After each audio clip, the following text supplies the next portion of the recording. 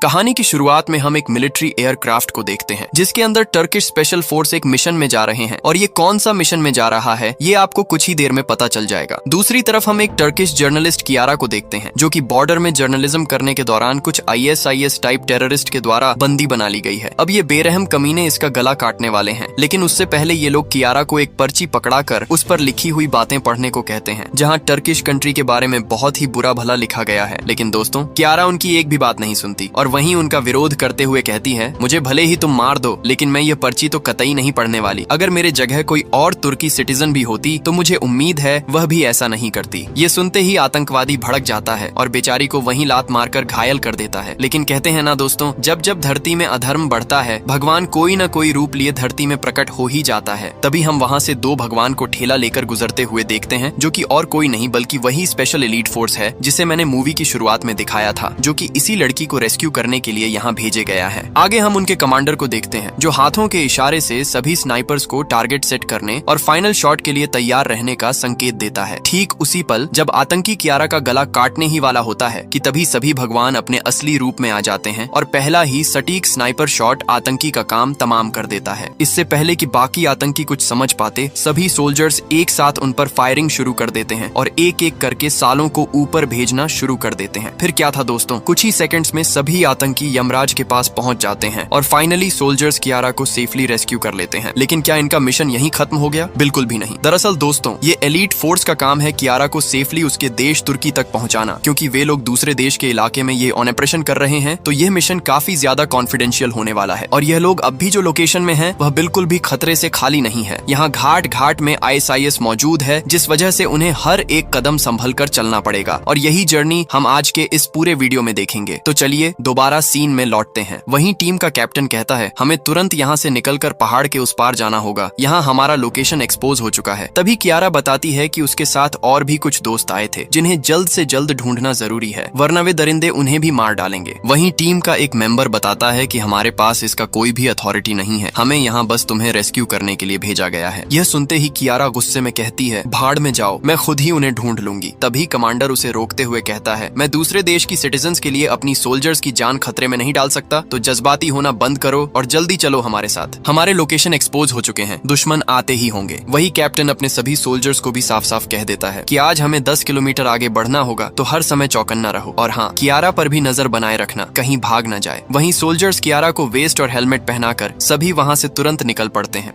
वहीं चारों तरफ सही से नजर दौड़ाते हुए वे लोग लाइन में आगे बढ़ने लगते हैं। टीम को लीड कर रहे हैं सुबो और बाकर। दरअसल दोस्तों, मेरा मानो तो इन दोनों के बारे में आपको थोड़ा बहुत